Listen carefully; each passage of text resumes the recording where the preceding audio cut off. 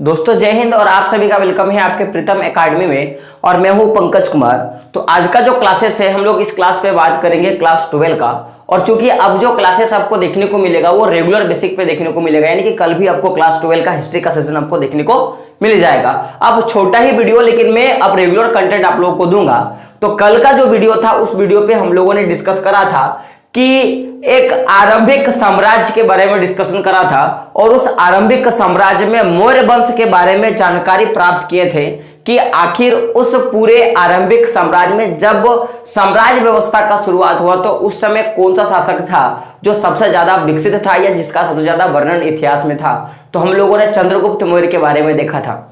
अब ये आरंभिक साम्राज्य की बात है जब साम्राज्य व्यवस्था स्टार्ट हुआ था, लेकिन जब भारत में आरंभिक इतिहास के बारे में जब खोजा गया तो उस समय इतिहासकारों ने पाया कि जो अशोक यानी कि चंद्रगुप्त मौर्य का जो पौत्र है अशोक, वो सबसे ज्यादा प्रसिद्ध शासकों में से एक था। तो हम लोगों ने कल का जो चैप्टर था, अगर आप लोगों ने उसको मिस कर दिया तो एक बार जाके देख लेना। तो उसमें हम लोगों ने 4-5 चीजों के बारे में डिस्कशन किया था। पहला जो था कि चंद्रगुप्त मौर्य कौन है, उसका जन्म, और साथ में ये मौर्य वंश कब से स्टार्ट हुआ और इसका विस्तार के बारे में हम लोगों ने चर्चा किया। और अंततः हम लोगों ने मौर्य वंश का या मौर्य वंश के बारे में हमें कहां से जानकारी प्राप्त हुई हम लोगों ने उसके बारे में देखा। साथ में धम्म नीति के प्रचार और प्रसार के बारे में भी हम लोगों ने बात किया था, ठीक है। और साथ में हम लोग जो हमारा जो राष्ट्र चिन्ह है, जो 4 सर वाले बाघ का जो हमारा राष्ट्र चिन्ह है, उसके बारे में भी हम लोग थोड़ा बहुत हम लोगों ने डिस्कशन किया था। तो आज का जो टॉपिक है उसी टॉपिक का एक अगला पार्ट में बोल सकता हूं, वो क्या है, साम्राज्य का प्रशासन। यानी कि जो चंद्रगुप्त मौर्य ने जो अपना साम्राज्य, अपना जो एम्पायर खड़ा किया था, उस एम्पायर को वो कैसे चलाता था, हम लोग इसके बारे में देखेंगे और उसके कुछ साक्ष्य के बारे में हम लोग चर्चा करेंगे। तो अगर मैं टॉपिक को आगे बढ़ाऊं तो सबसे पहली बात है कि मौर्य साम्राज्य जब से स्टार्ट हुआ या उसकी जो प्रशासनिक व्यवस्था है, क्योंकि देखो किसी भी साम्राज्य की अपनी अपनी प्रशासनिक व्यवस्था होती है, यानी कि कानून या उस साम्राज्य को चलाने की अपनी अपनी तरीके होते हैं। तो मौर्य वंश का भी था। तो मौर्य वंश अपने साम्राज्य को चलाने के लिए क्या करता था कि वो अपने 5 राजनीतिक केंद्र, कितने, 5 राजनीतिक केंद्र बनाया था। और आप देखोगे कि लगभग जितने भी आपने अभी तक साम्राज्य के बारे में पढ़ा होगा, सब में आपको एक राजनीतिक केंद्र देखने को मिलेगा, लेकिन केवल मौर्य वंश में आपको कितने प्रशासनिक केंद्र देखने को मिलेंगे या राजनीतिक केंद्र देखने को मिलेंगे, टोटल 5। यानी कि 5 जगहों से पूरा जो मौर्य वंश का जो प्रशासन या मौर्य वंश को चलाने के लिए टोटल 5 जगहों से निर्णय लिए जाते थे और उनकी जो पूरी शासन व्यवस्था चलती थी। टोटल कितने, 5। तो अगर 5 को मैं बांटू तो 5 जो थे उसमें एक था राजधानी और 4 क्या था, तो प्रांतीय केंद्र था। एक क्या था, राजधानी, और 4 क्या था, प्रांतीय केंद्र। और आपको पता है कि पहले जब मगध पे धनानंद का जब शासन था तब राजगिरी जो था वहां का क्या था, राजधानी था। और जैसे चंद्रगुप्त मौर्य राजा बना तो उसने अपनी राजधानी को कहां पे, पाटलिपुत्र स्थानांतरित कर दिया था। कहां पे, पाटलिपुत्र स्थानांतरित कर दिया था। तो मैं बोल सकता हूं कि जो मौर्य वंश का जो पूरी साम्राज्य व्यवस्था है उसमें एक जो केंद्र था वो पाटलिपुत्र और बाकी के जो 4 थे उसके अगल बगल पे हुआ करते थे। तो अगर मैं उन 4 प्रांतीय केंद्रों की बात करूं कि एक तो भाई पाटलिपुत्र हो गया और 4 प्रांतीय केंद्र कहां कहां के हैं, तो एक जो था उसको तक्षशिला के नाम से हम लोग जानते हैं, दूसरा जो था वो उज्जैनी के हम लोग नाम से जानते हैं, तीसरा जो था उसको तोसली बोला जाता था, और जो चौथा था उसको बोला जाता था स्वर्णगिरी। तो मैंने क्या क्या नाम बोला, तक्षशिला, उज्जैनी, तोसली और स्वर्णगिरी। तो आपके पास क्वेश्चन आते हैं कि मौर्य वंश की जो प्रशासनिक व्यवस्था थी वो टोटल कितने भाग में बटी थी, तो आपको क्या बताना है, 5। पूछेगा वो 5 कौन कौन सा था, तो आपको क्या बताना है, एक पाटलिपुत्र जो उसकी राजधानी हुआ करती थी मौर्य साम्राज्य का, और 4 केंद्रीय प्रांत क्या क्या, तो तक्षशिला, उज्जैनी, तोसलीम और स्वर्णगिरी। तो अगर मैं बात करूं कि जब अशोक शासक कर रहा था या मौर्य वंश का जब शासन था, तो जो मौर्य वंश का जो पूरा जो प्रशासनिक क्षेत्र जो पूरे भारत में और भारत के पड़ोस देशों पे जो फैला हुआ था, तो वो जो विस्तार था वो क्या क्या था, वो आप देखोगे कि पश्चिम उत्तर में बात करें तो पाकिस्तान के सीमा अंत क्षेत्रों जैसे अफगानिस्तान और बलूचिस्तान के प्रांत में तो था ही, साथ में अगर हमारे देश में बात करें तो आंध्र प्रदेश, ओडिशा, उत्तरांचल और बिहार, इन सारे क्षेत्रों पे भी क्या था कि पूरे मौर्य वंश का प्रशासन व्यवस्था था। तो अब यहां पे बात था कि आप देखोगे कि अफगानिस्तान, बलूचिस्तान, आंध्र प्रदेश, उड़ीसा, उत्तरांचल और बिहार, तो इन सारे क्षेत्रों की जो भौगोलिक स्थिति थी या जो भौगोलिक दशा था वो अलग अलग था। अब जब भौगोलिक स्थिति और भौगोलिक दशा अलग अलग होगा तो आपके मन में क्वेश्चन आता होगा, क्या सर अफगानिस्तान में, क्या सर बलूचिस्तान में, क्या सर आंध्र प्रदेश में, क्या सर उड़ीसा में, या क्या सर उत्तरांचल प्रदेश या बिहार में जो प्रशासन व्यवस्था था, क्या सर वो एक समान था क्या? तो मैं बोलूंगा हाँ। मैं क्या बोलूंगा? हाँ, जो प्रशासनिक व्यवस्था था वो एक जैसा था। यानी कि कैसा प्रशासनिक व्यवस्था, तो थोड़ा समझिएगा मेरी बातों को। तो आप देखोगे तो ये जो अफगानिस्तान और बलूचिस्तान का मैं बात करूं तो ये हमारे मगध देश से, यानी मगध जो राज्य था मौर्य वंश का, या पाटलिपुत्र जो राजधानी थी, या ये सारे जो केंद्रीय जो राजनीतिक जो केंद्र था इससे बहुत दूर था, और वो लोग पहाड़ी क्षेत्रों पे भी हुआ करता था। अब उसी बात करोगे, जैसे हम लोग बात उत्तरांचल देखोगे, पहाड़ी इलाका हो गया, आंध्र प्रदेश वाली इलाका हो गया, तो क्या सर जब इतनी सारी भौगोलिक दशाएं हैं तो उसके बाद भी क्या प्रशासनिक व्यवस्था एक थी? तो प्रशासनिक व्यवस्था एक जैसा थी, जैसा नियम कानून यहां था वैसा नियम वहां था। तो लेकिन ये जो नियम कानून था एक जैसा, वो किसके अनुसार था? तो केवल शिक्षा के क्षेत्र में। किसके क्षेत्र में? शिक्षा के क्षेत्र में। मैंने क्या बोला कि आप अफगानिस्तान में जो शिक्षा व्यवस्था थी, बलूचिस्तान में जो शिक्षा व्यवस्था थी, या आंध्र प्रदेश में, उड़ीसा में, उत्तरांचल में, या जो बिहार में जो शिक्षा व्यवस्था देखने को मिला, वो आपको कैसा देखने को मिला? एक समान देखने को मिला। लेकिन केवल मैं अगर कानूनी का बात करूं, किसका? कानूनिक जो प्रशासनिक व्यवस्था है, जो कानून का जो व्यवस्था था, आपको पता होगा कि पुलिस स्टेशन के पास ज्यादा कड़ाई होता है। जैसे कि आपके बगल का जो पुलिस स्टेशन है वहां पे आपको ज्यादा कड़ाई देखने को मिलेगा, और जैसे आप पुलिस स्टेशन से दूर जाते होगे तो आपको क्या होगा कि आपको उस कानून व्यवस्था का ढीलापन आपको देखने को मिलेगा।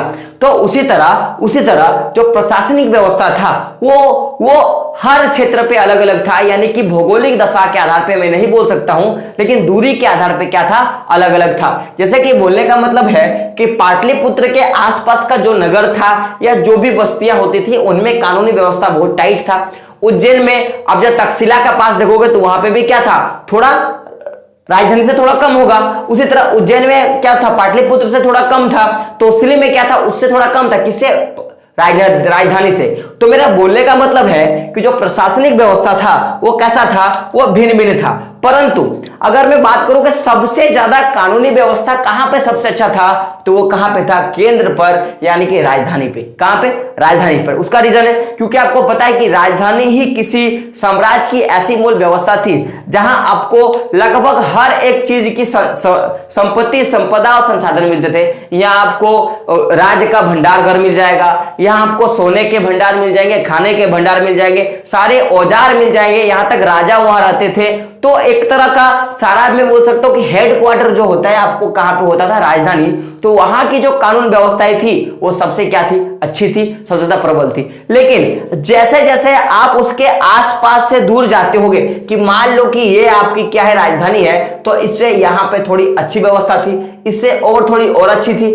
ऐसे करके आप जितने दूर जाते जाओगे तो कानूनी व्यवस्था में क्या होता था कि धीरे धीरे आपको ढीलापन या दुर्बलता आपको देखने को मिलती थी। बात क्लियर है? तो हम लोगों ने क्या देखा कि मौर्य साम्राज्य टोटल 5 राजनीतिक केंद्रों में बटा था। एक राजधानी था जिसको पाटलिपुत्र, और 4 क्या था? 4 के प्रांतीय केंद्र था, तक्षशिला, उज्जैनी, तोसलीम और स्वर्णगिरी। अगर उस समय जो ये पूरी जो व्यवस्था थी वो पूरे विस्तृत क्षेत्र अफगानिस्तान, बलूचिस्तान, आंध्र प्रदेश, उड़ीसा, उत्तरांचल प्रदेश और बिहार में फैला हुआ था। शिक्षा व्यवस्था हर जगह समान थी, लेकिन जो प्रशासनिक व्यवस्था थी वो आपको ढीलापन देखने को मिला कि केंद्र के पास ज्यादा प्रबल देखने को मिला, और केंद्र के जो अगल बगल के जो दूर दूर के जो क्षेत्र होते थे वहां पे आपको थोड़ा कम देखने को, जो कानूनी व्यवस्था है वो आपको कम देखने को मिला था।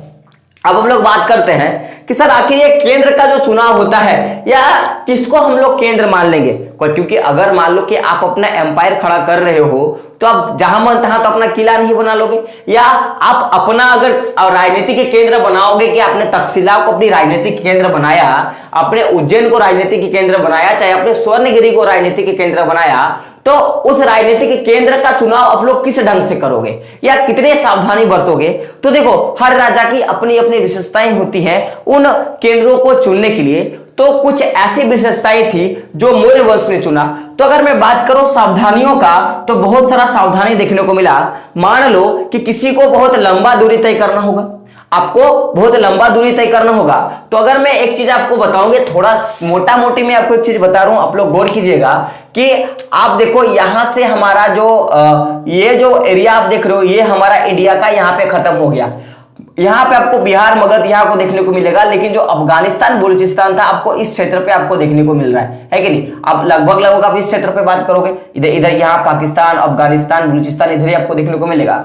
तो अब बताओ यहां से यहां आना आसान होता था कि यहां से यहां जाना आसान होता था। तो आप बोलोगे कि सर सीमा के अंदर ये तो छोटा दूरी है, लेकिन लंबा दूरी कौन सा है, ये वाला है। तो चंद्रगुप्त मौर्य ने या मौर्य साम्राज्य ने क्या किया कि जितनी भी लंबी दूरी वाला जो जगह था उसके लिए उन्होंने दो राजनीतिक केंद्रों को स्थापित किया, एक जिसका नाम था तक्षशिला और दूसरा जो था उसको क्या नाम था, उज्जैनी। एक क्या था, तक्षशिला, और दूसरा क्या था, उज्जैनी। तो मैंने क्या बोला कि यहां से मगध से या इसकी जो राजनीतिक केंद्र है पाटलिपुत्र यानी कि बिहार से अगर किसी को बलूचिस्तान या अफगानिस्तान जाना होता जहां पे उसकी अपनी प्रशासनिक क्षेत्र था तो उसको बहुत लंबा दूरी तय करना होता। तो लंबा दूरी तो ऐसा नहीं कि घोड़ा पे बैठा चलते रहा ऐसा तो नहीं होता, उसको कहीं ना कहीं रुकना पड़ता।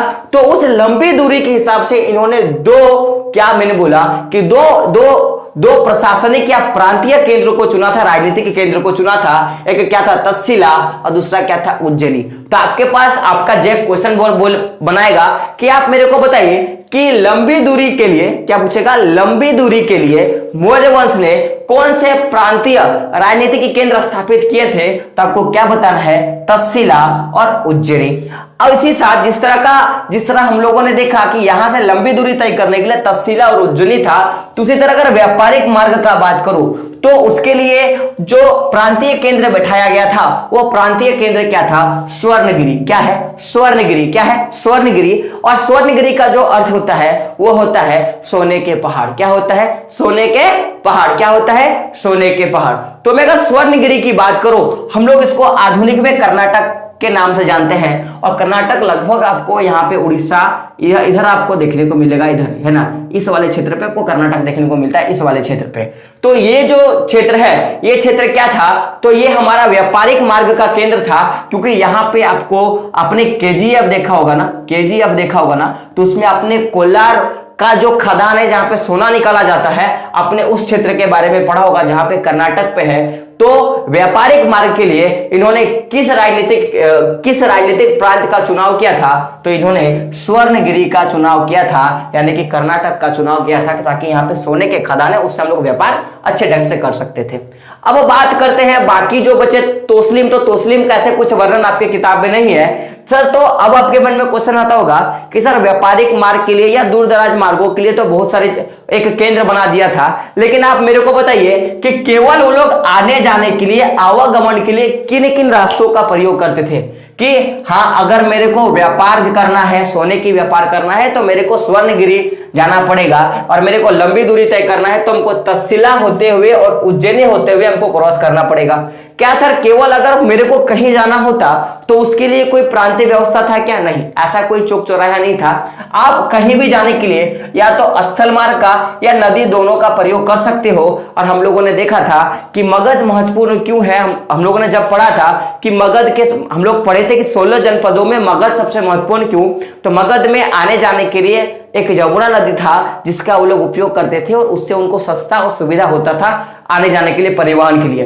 तो इसीलिए उन्होंने स्थल मार्ग का और नदी मार्ग दोनों का ही प्रयोग करते थे। किस लिए? केवल आने जाने के लिए बात किया जाए तो ये तो हम लोगों ने एक मोटा मोटी देखा कि जो प्रांतीय व्यवस्था जो विघटित जो बटा हुआ था उसके बारे में हम लोगों ने चर्चा करा।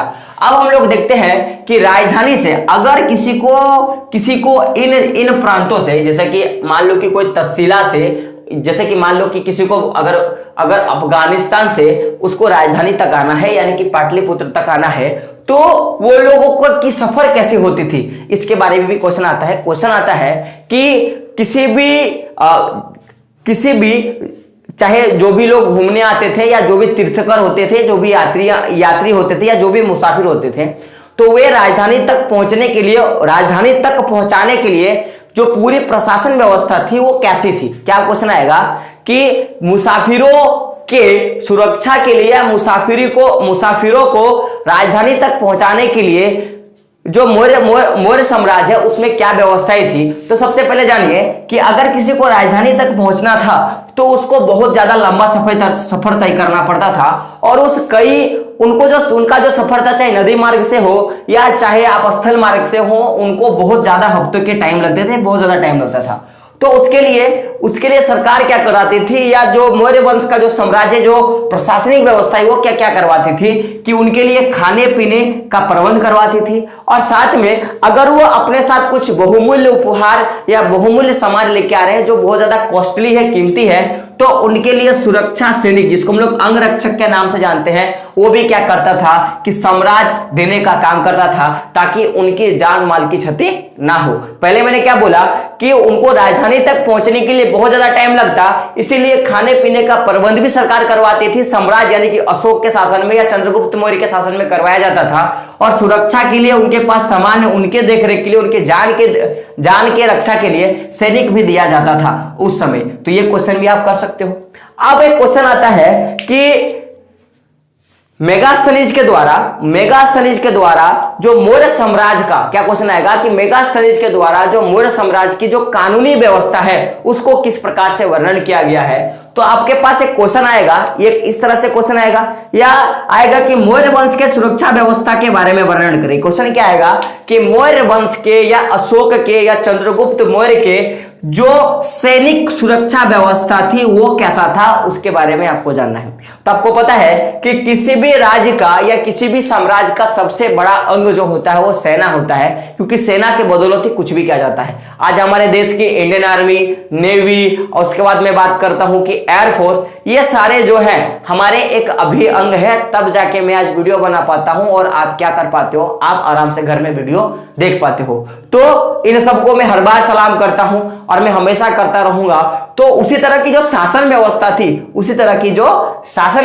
थी, जो सुरक्षा व्यवस्था था, किसका मैं बात कर रहा हूं, मौर्य साम्राज्य का, उसके बारे में हम लोग चर्चा करते हैं। तो आई होप पीछे का जो पूरा लेक्चर है आपको समझ में आ गया होगा। समझ में आ गया है तो क्या करना है कि प्रीतम एकेडमी को सब्सक्राइब कर लेना और बेल का आइकन प्रेस कर देना है, ताकि मैं जितना भी वीडियो डालूं उसका नोटिफिकेशन सबसे पहले आप तक पहुंच सके और आप क्या कर सको, सीख सको। तो अगर मैं बात करूं सुरक्षा व्यवस्था का, तो जिस तरह हमारा सैनिक जो होता है वो सबसे महत्वपूर्ण होता है, तो उस समय भी जो मौर्य साम्राज्य है उसके जो सैनिक होते थे वो महत्वपूर्ण भूमिका निभाते थे और सबसे इंपॉर्टेंट रोल जो है वो अदा किया करते थे। तो मेगास्थनीज नाम का जो चीनी यात्री था या चीनी तीर्थकर था, मेगास्थनीज ने एक चीज लिखा था कि इस पूरे कानून सुरक्षा व्यवस्था के बारे में, किसके, तो जो मौर्य साम्राज्य का जो पूरा जो सुरक्षा व्यवस्था है उसके बारे में उन्होंने क्या लिखा कि टोटल मौर्य साम्राज्य में एक समिति है, क्या है, एक समिति है, और 6 क्या है, उप समिति है। क्वेश्चन आएगा कि कितने समितियां हैं मौर्य साम्राज्य के सुरक्षा व्यवस्था में, तो आपको क्या बताना है, 1, और उप समितियां कितनी हैं, तो आपको क्या बताना है, 6। अब देखिए समिति तो आपको पता है कि जो पूरे सेना का संचालन करती है कि कहां युद्ध लड़ना है, किससे लड़ना है, ये जो काम होता है समिति करती है। लेकिन हम लोग बात करेंगे उप समिति का, जो 6 उप समिति था उसका क्या काम था। तो समितियों को अपने सेना के विस्तार के हिसाब से, सेना के काम के आधार पर बांटा गया था। ऐसा तो नहीं कि मान लो कि पंकज सर की शादी होगी तो सारे जब स्टूडेंट आएंगे तो सब क्या करेंगे, पत्तल बांटने का काम करेंगे, या सारे क्या करेंगे, पानी बांटने का काम करेंगे, या सारे क्या करेंगे, कुछ अलग काम करेंगे। नहीं, सबको मैं बांट दूंगा कि क्लास 9 के बच्चे ये करेंगे, क्लास 10 के बच्चे ये करेंगे, क्लास 6 के बच्चे ये करेंगे, क्लास 8 के बच्चे ये करेंगे, सारा मैं बांट दूंगा। या हमारे संजीव सर जी की शादी होगी तो मैं क्या करूंगा कि हर एक इंसान का मैं काम बांट दूंगा कि क्लास 10 के जो बच्चे हैं आप आप ये काम कर लोगे, ए नाम का काम कर लोगे, क्लास 12 के बच्चे बी नाम का काम कर लोगे, क्लास 7 के बच्चे सी नाम के काम कर लोगे, 8 के बच्चे क्या करोगे, ई नाम के काम कर लोगे। और सबको देखने का काम कौन करेगा, मैं करूंगा और आपके जो सूरज सर जी है वो करेंगे। तो जाहिर सी बात है जिस तरह समितियां होती हैं तो वो राजा जी देखते थे जैसे हम लोग देखते हैं, और आप लोग क्या हो उप समितियां हो, तो सबको मैं क्या करूंगा, अलग अलग काम दे दूंगा, तब जाके सारे काम क्या होंगे, खत्म होंगे। तो उसी तरह जो 6 समितियां थी उनका अलग अलग काम था। अगर पहली समिति की बात किया जाए तो उसका काम था कि भाई आप नौका चलाने का काम करो, और कहीं भी अगर पानी दिखे, नदी दिखे, क्योंकि आपको पता है कि अगर मैं इस मैप को मैं बात करूं तो यहां पे एक नदी था जिसको हम लोग सिंधु नदी के नाम से जानते थे। तो पहले अगर अफगानिस्तान जाना होगा या अफगानिस्तान पे आक्रमण करना था जब था तो उसको यहां से तो पार होना पड़ता, तो क्या उड़ के पार हो जाता है क्या, नहीं। तो उनके लिए उनको नाविक का प्रयोग करना होता, नौका का प्रयोग करना होता। तो नौके चलाने वाले कुछ लोग थे उस पूरे सुरक्षा विभाग में। तो उनका काम था कि भाई केवल आप नौका चलाओगे और नौका का देखरेख करोगे, और नौका की जितने भी प्रबंध संसाधन चाहिए आप वो जुगाड़ करोगे। ये तो बात है। अब बात है कि अब तो ऐसा नहीं कि केवल आप नौका वाला रख दोगे तो आप पार हो जाओगे। हम लोग केवल नौका वाले सैनिक रखेंगे तो ऐसा तो काम नहीं चलेगा। तो कुछ ऐसे सैनिक थे जो पैदल सैनिक थे। कौन थे? पैदल सैनिक। अब मान लो कि किसी को अब यहां पे आके उड़ीसा पे आक्रमण करना है तो क्या करेगा, नौका लेके आएगा? नहीं, चलेगा ही नहीं, पानी है ही नहीं। तो इसके लिए उनको पैदल सैनिक चाहिए था। तो कुछ लोग जो थे उस सेना में वो लोग पैदल सैनिक का देख-रेख और पैदल सैनिक के संचालन का काम करते थे कि आपको बस पैदल सैनिक के बारे में नॉलेज रखना है और उनके संसाधनों का प्रबंधन आपको करना है। ये दूसरे समिति का काम हो गया, दूसरे उप समिति का काम हो गया। अब मैं बात करता हूं तीसरे उप समिति का। तो पता है कि राजा महाराजाओं के पास घोड़े भी होते थे और रथ होते थे, तो उनके चलाने के लिए सारथी, उनको घोड़े या पहिए का जुगाड़ या उनको किस तरह से अरेंजमेंट किया जाए, उसके लिए एक समिति बनी थी जो अश्वारोहियों और रथारोहियों का देखरेख और उनके संसाधनों को क्या करते थे, जुगाड़ करने का काम करते थे या उन पे वो काम करते थे। अगर मैं चौथे का बात करूं, जो चौथा उप समिति था, उसका क्या काम था कि परिवहन के लिए आपको आने जाने तथा खाने के लिए, अब देखो जो जितने भी सैनिक हैं वो तो भूखे तो नहीं रहेंगे, या उनको रहना है, उनको आना जाना है, तो उनके परिवहन के लिए और खाने के लिए जितने भी बंदोबस्त थे उनको एक समिति का देखने का काम था कि भाई वो तुम काम करोगे और कोई काम नहीं करेगा। ये चौथा उप समिति का काम था। पांचवा उप समिति का मैं अगर काम का बात करूं तो वो क्या था कि जितने भी आप उपकरण को यूज करोगे लड़ने के लिए, काटने के लिए, मारने के लिए, तो उसको ढोना भी तो पड़ेगा। तो उसको ढोने के लिए जितने भी बैलगाड़ी चाहिए थे उनका प्रबंध करने का किसका काम था, एक दूसरे उप समिति का काम था। यानी कि हम लोग 5वें नंबर उप समिति का हम लोग बात कर रहे हैं। और अंतिम जो 6ठे नंबर का जो उप समिति था उसका क्या काम था कि जो भी सैनिक जा रहे हैं भाई उनका क्या करना है, देखभाल करना है, और उनके लिए जितने भी संसाधन है उनका जुगाड़ करना है। उनको चोट लग गई तो उनके लिए दवाई करना है, उनको दारू पीना है तो उनके लिए दारू ला के दो, है ना, उनको सोना है तो उसके लिए बिस्तर बिछा दो। तो इनका किसका काम था, तो 6ठे नंबर का जो उप समिति था उसका काम था। तो क्वेश्चन आपसे पूछेगा कि मौर्य वंश की जो सुरक्षा व्यवस्था थी उसका वर्णन करें, तो आप आराम से वर्णन कर सकते हो कि उनको एक समिति और 6 उप समितियों में बांटा गया था। 6 उप समितियों का काम भी मैंने आपको बता दिया। और साथ में आप जानते हो कि जिस तरह धम्म नीति का प्रचार हुआ था, जिस तरह से धम्म नीति को अभिलेखों में देखा गया और उसमें क्या क्या चीजें थी हम लोगों ने वर्णन किया, तो उसी धम्म नीति के प्रचार के लिए एक अलग से कानून व्यवस्था के लिए, या मैं बोल सकता हूं जिस तरह राजदरबारी होते हैं, जैसे हम लोग पढ़ते हैं ना कि ये आयकर विभाग के अधिकारी हैं, ये बैंक के अधिकारी है, ये शिक्षा के अधिकारी है, उसी तरह धम्म नीति जो धम्म नीति का जो धर्म था या जो धम्म नीति का प्रचार प्रसार करने के लिए कि अधिकारी वाकई में जो जितने भी प्रजा है उस नीति का पालन कर रहे हैं या उस नीति को सही ढंग से अनुमोदित करना है, उसके लिए एक विशिष्ट अधिकारी को चुना गया था या एक विशिष्ट टीम को बनाया गया था जिसका नाम था महांत। क्या नाम था? महांत नामक एक विशिष्ट अधिकारी को चुना गया था जो धम्म नीति के प्रचार प्रसार पे अपना नियम लागू किया करता था। तो पूरी हम लोगों ने क्लास देख लिया कि क्या क्या चीजें थी। आई होप आपको समझ में आ गया होगा। थोड़ा आज का क्लास ज्यादा स्पीड था, गर्मी है, लाइट भी कट जाएगी, इसके लिए मैंने थोड़ा ज्यादा स्पीड मैंने क्लास लिया है। तो मिलते हैं कल, तब तक के लिए जय हिंद, जय भारत और आपका दिन शुभ।